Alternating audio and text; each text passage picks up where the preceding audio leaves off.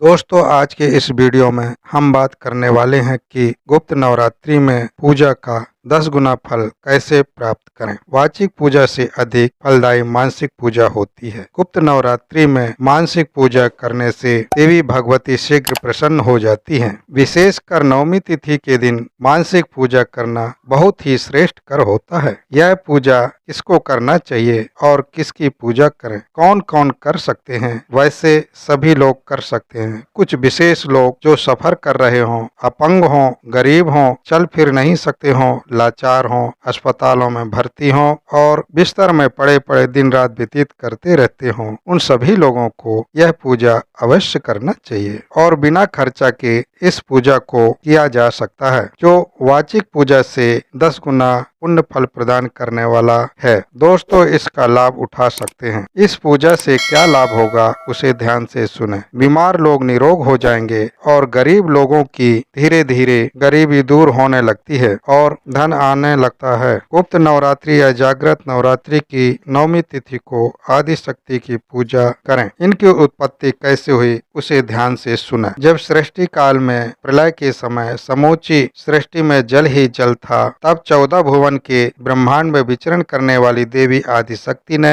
एक स्त्री के रूप धारण कर सृष्टि में अवतरित हुई और अपनी योग शक्ति से 3 पुरुषों को उत्पन्न की। तीनों को अलग अलग नाम दिया, जिसे मृत्यु लोक में ब्रह्मा, विष्णु, महेश के नाम से जाना जाता है। ये तीनों पुरुषों को अपने योग्य शक्ति से एक एक नारी को प्रकट करने को बोली। तीनों पुरुषों ने एक एक स्त्री अपनी योग शक्ति से उत्पन्न किए, जिनके नाम रखा गया महालक्ष्मी, महासरस्वती, महाकाली। आदि शक्ति ने तीनों को पानी ग्रहण कराया और ब्रह्मा जी को महासरस्वती दे दी, विष्णु जी को महालक्ष्मी दी और महेश को महाकाली दे दी और निवास करने के लिए तीनों को अलग अलग स्थान दी, जो इस प्रकार हैं। ब्रह्मा जी को ब्रह्मलोक दी, विष्णु जी को क्षीर सागर और महेश को कैलाश पर्वत दे दी और बोले, आप लोग यहाँ निवास कर सृष्टि की उत्पत्ति करने में सहयोग करें। ब्रह्मा जी को सृष्टि की उत्पत्ति करने को बोली, विष्णु जी को पालन करने के लिए कहीं और महेश को संहार करने को कहकर अंतर्ध्यान हो गईं।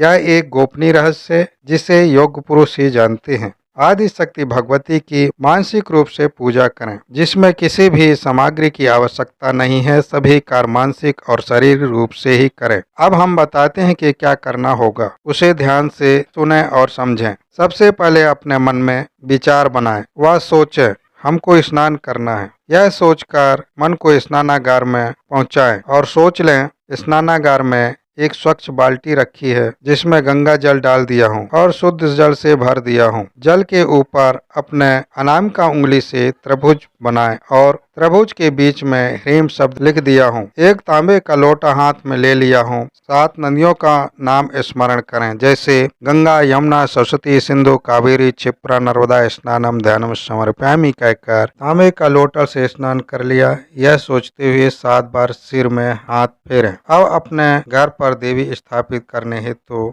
एक स्थान बना लें। उस स्थान में एक पटा रख लिया हूँ। पटे में लाल रेशमी सुंदर वस्त्र बिछा दिया हूँ। तांबे का बड़ा थाली रख दिया हूँ, उसमें देवी जी को स्थापित कर दें। एक लोटा में गंगा जल और फूल से माता जी को स्नान करा दिया और लाल सूती वस्त्र से माँ को पोंछ दिया। माँ के मस्तक पर अष्टगंध लगा दिया। उसी उंगली को अपने मस्तक पर छुआ लें। माँ की आंख में काजल लगा दिया। पारिजात के फूल की माला अर्पित कर दिया। चरणों में एक सिक्का, एक सुपारी, लाल फूल चढ़ा दिया हूँ। एक वस्त्र, एक श्रीफल भेंट कर दिया हूँ और माँ को 56 भोग लगा दिया हूँ। एक कलावा में 14 गांठ बांधकर माँ को अर्पण करें। ओम आदि शक्ति स्वरूपा दिव्यै नमो नमः मंत्र से करमाला से 108 बार जप करें। घी का दीपक जला दिया।